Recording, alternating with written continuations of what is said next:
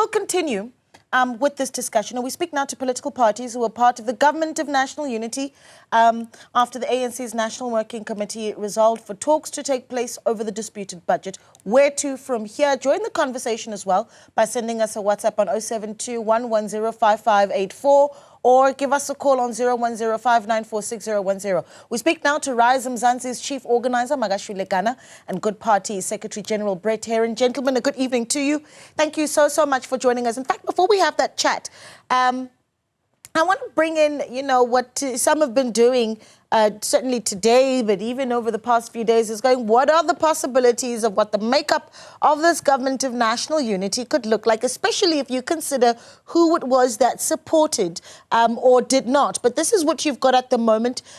Parties in the Government of National Unity at the moment, that's the table that you're looking at right now.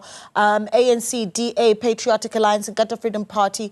And you've seen that list before. That's the 10 that are in the GNU at the moment. But what could that look like in the future if we were to see some movement, right? Could we see, for instance, the ANC having a conversation with the EFF? And what would that mean for the makeup of this Government of National Unity when, for instance, the EFF has said they simply will not work with the Democratic Alliance and the Freedom Front Plus? So many directions that this could go. But gentlemen, thank you so much for joining us. Ghana, I think I'll start with you. I imagine that you saw the response coming out of the ANC today and we're watching with bated breath to see, what the steps forward will be.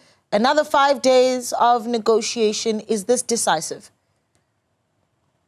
Good evening to you, Naledi. Obviously, the ANC had its own meetings, discussed, had its own considerations. For ourselves as Rise Mzansi, we continue our work. We continue our work in Parliament. We continue our work in the GNU. We continue our work to ensure that the next stage of the budget, which is the division of revenue, is passed on the 6th of May. That is what we are focused on. Obviously, the ANC would reach out to say now they want to have a further conversation with us. We'll have those conversations, but the focus is to continue to serve the people of South Africa in Parliament to ensure that Okay, Ghana, are you still there? Right, it seems that...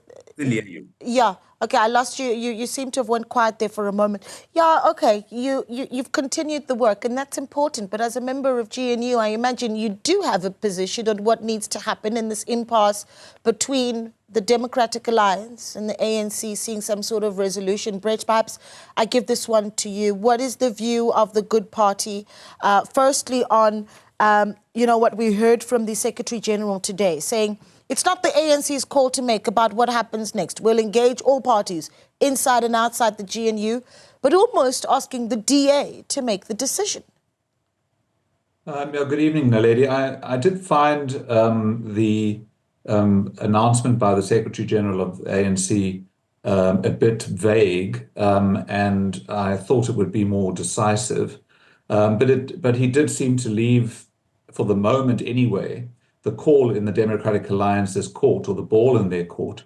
And I mean, logic tells me that in order for the Democratic Alliance to continue to be part of the Government of National Unity and to serve as ministers in that cabinet, they would have to resolve their differences or their objections to the budget, and they would have to support the budget.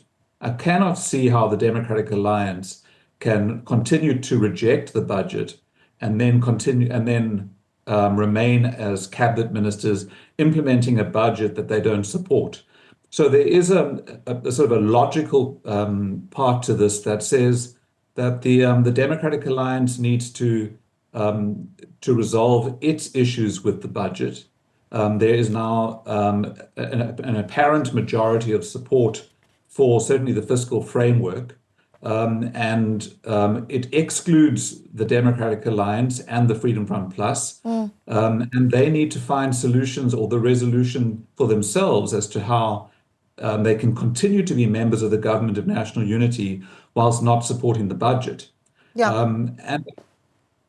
No, I'm listening, Brett. Go ahead. Finish your thought. No, I wanted to say, the Democratic Alliance, I mean, the Secretary General certainly hinted or said it straight out that the Democratic Alliance had been acting in bad faith. And the Democratic Alliance keeps pointing to a document that was widely circulated over the weekend. But if you read that document, first of all, there's nothing in that document that is new. It's not an original set of proposals.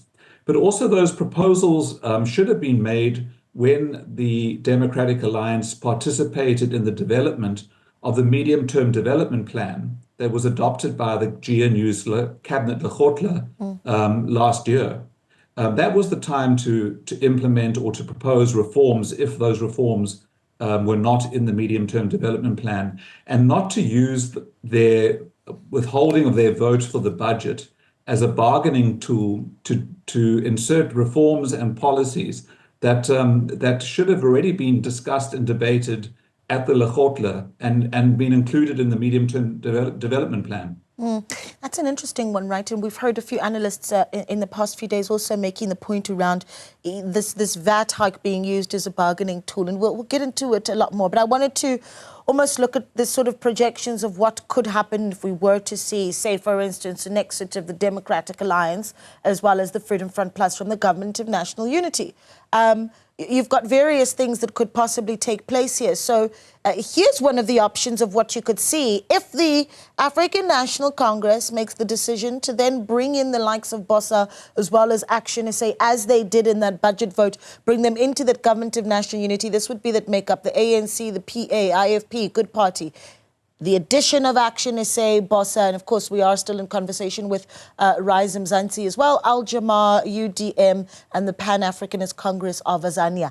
This is just one of the projections that are possible. We did, of course, as we spoke to the EFF yesterday, hear them say they've never been against being a part of the Government of National Unity. They just don't want to do so with the Democratic Alliance and certainly the Freedom Front Plus. And that would give the GNU the sort of numbers that give it some sway in the National Assembly. But Mr. Ghana, perhaps you can give me the preference here for Rise Mzansi. I mean, Kosatu is saying that initially they would have wanted to have seen a minority sort of government that is set up, and then the ANC lobbying parties such as yourselves as decisions needing to be made. Is that what you support right now? So, Naledi, we've got a GNU. That's one thing that South Africans need to understand. There's always this temptation to reduce the GNU to just the ANC and the DA. What the vote on the fiscal framework demonstrated is that you can pass things in parliament even when the DA is against it. So by now people should be saying that no, actually the Government of National Unity held together. It did not break. It held together and the fiscal framework was passed. So this notion that at all times you need the DA to be in government, in agreement to get things passing is not true. So the Government of National Unity, which, by the way, in its foundation, you had parties that signed the statement of intent with the ANC. And for us who are in the GNU, we were able to ensure the passage of the fiscal framework. So our desire as Rise Mzansi is that the Government of National Unity must continue with the parties that are committed to seeing South Africa succeed, with the parties that are committed to ensure that this kind of politicking, unnecessary politicking around the budget get to stop so that we can all focus on the task of serving the people of South Africa. It's not our desire that you then go to a minority government or anything. I think what people should be looking at, it's all right. Now the fiscal framework has passed, so which means that the GNU does have numbers and in conversation with other political parties can be able to pass important legislation in parliament. And that's what the focus is. I don't think there should be any panic from any South African that believes that tomorrow will wake up and there's no government if one or two parties that are currently in the GNU decides that they don't want to to be part of the government of national unity. The following morning, the sun will rise and South Africa will continue. Interesting. Also, what this moment does for other parties, you hear Magashule saying that the government of national unity is not made up of just the ANC and the Democratic Alliance.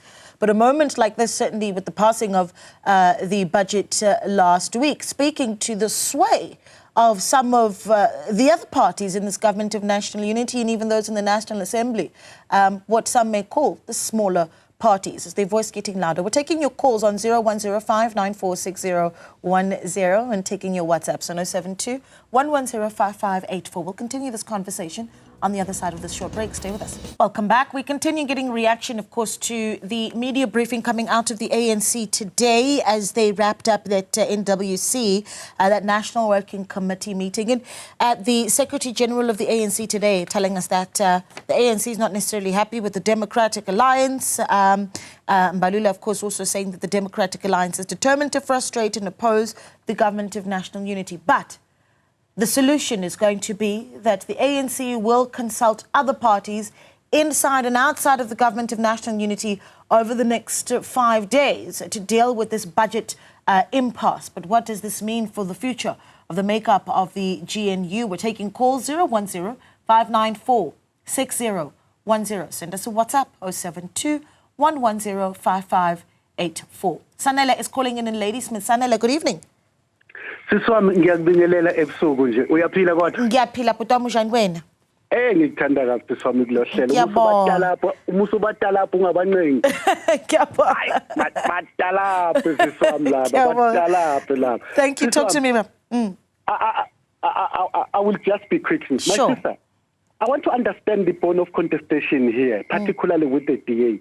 Does it mean that if you are a part of a GNU, you have to subject yourself to the ANC proposal and demands? You have to agree with the ANC. Secondly, I'm lost now.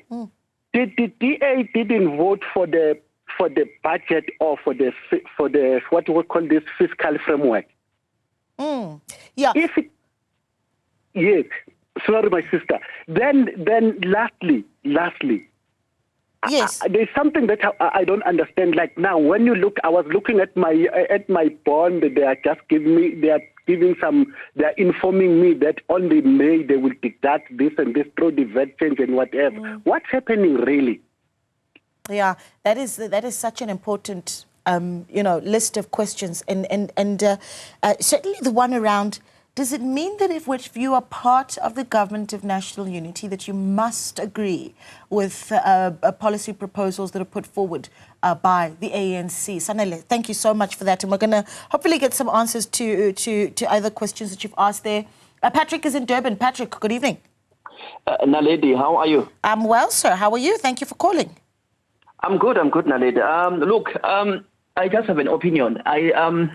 In understanding, yes.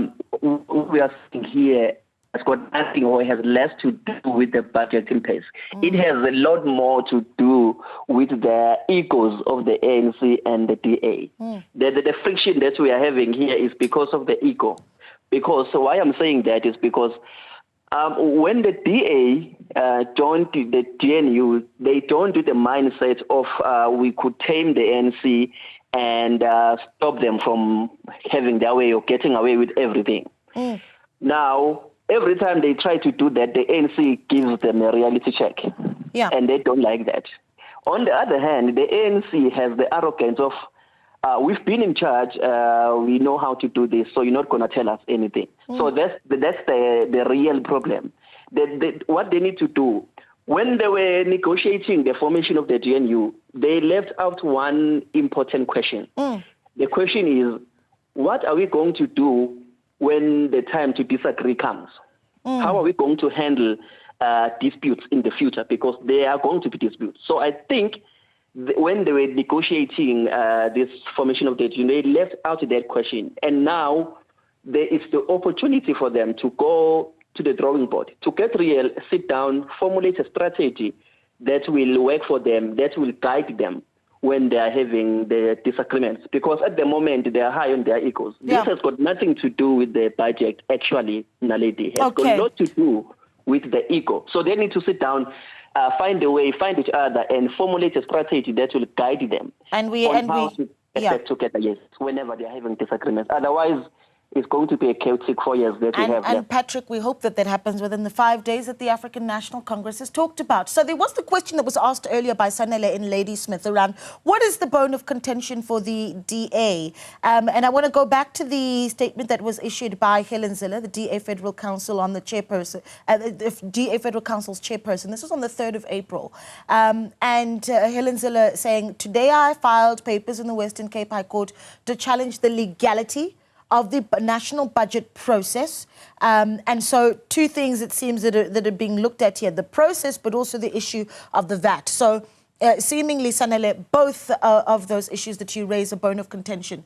WhatsApps that have come in. Theo Rantau says these parties should just forget about themselves and listen to the other parties and leaders, such as Musi Mamani, who soberly say your squabbles will not come with any good for South Africans. These squabbles are taking SA back. But the good thing is the electorate is watching with a keen eye. Theo, thank you so much for that.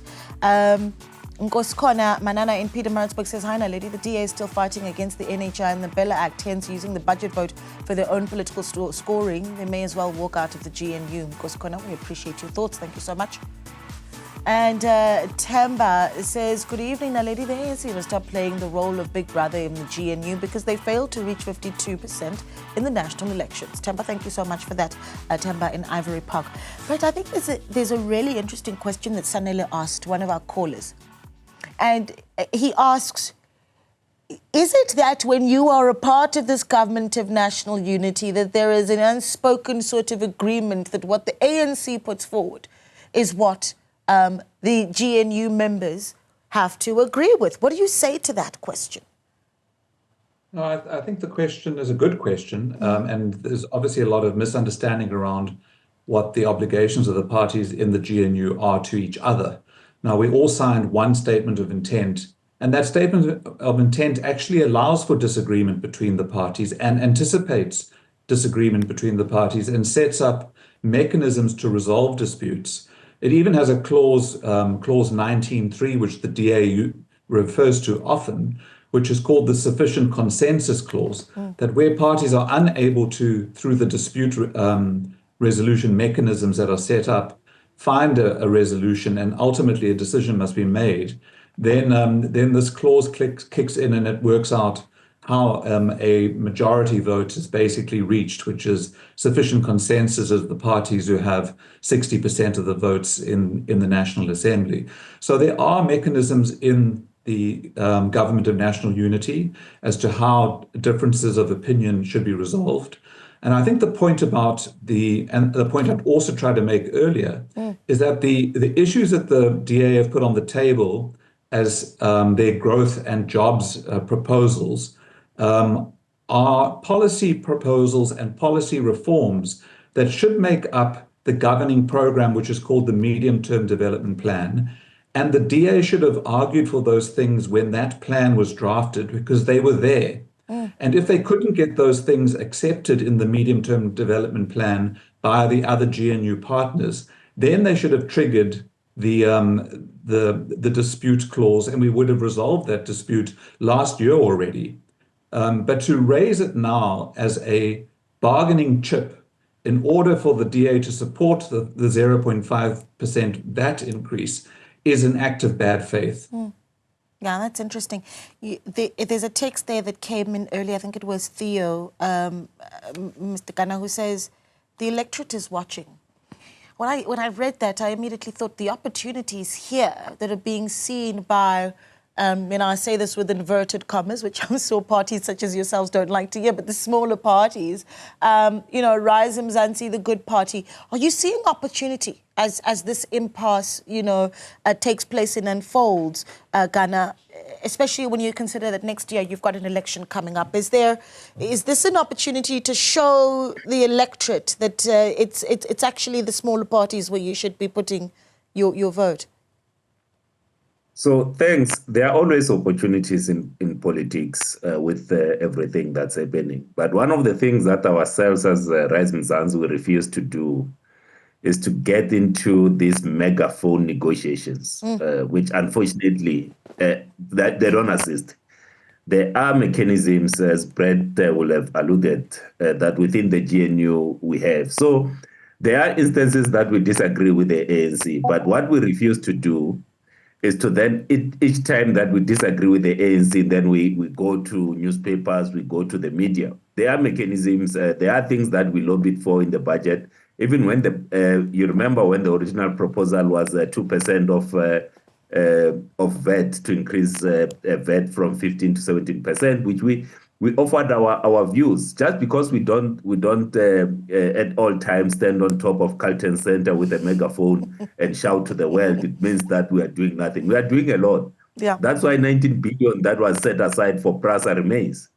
That's why the teachers that were to be appointed with a 2% VAT hike remains to be there. That's why the doctors, the unemployed doctors, will be appointed. So just because one does not climb on top of Carlton Center with a megaphone doesn't mean that we don't have influence with the ANC. So one of the things that we don't like, which we despise with everything, is all this. Every time you are sending an email, then the world must know about it. We've got a good relationship with the ministers in the ANC, and we are influencing at that level. That's why even the budget, the fiscal framework, was able to pass. When one day the story of how the fiscal framework is properly written, they will understand that all these megaphone negotiations, they don't work. Okay. We don't choose that mode of discussion or negotiation. Yeah, I want to wrap this up, Ghana. Perhaps your final thoughts then. Over the next 5 days, you will not be climbing the top of Carlton Center, but what will you be doing over the next 5 days?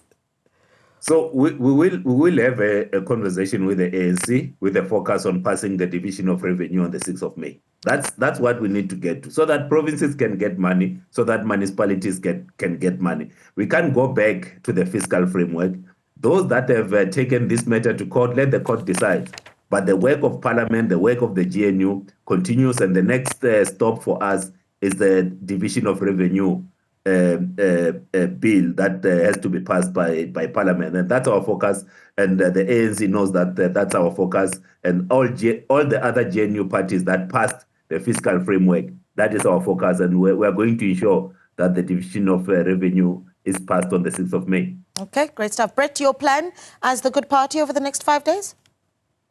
So, I mean, this evening we were meant to have a meeting with the parties who supported the fiscal framework, and so that includes parties that are not part of the GNU, but who participated in crafting the recommendation to find an alternative source of revenue so that the VAT increase doesn't have to take effect. So that meeting was meant to take place this evening, but there are meetings that have been set up for the remaining 3 or 4 days of this week with the ANC and with other parties to deal with the budget, the VAT increase, and also this reset of the government of national unity.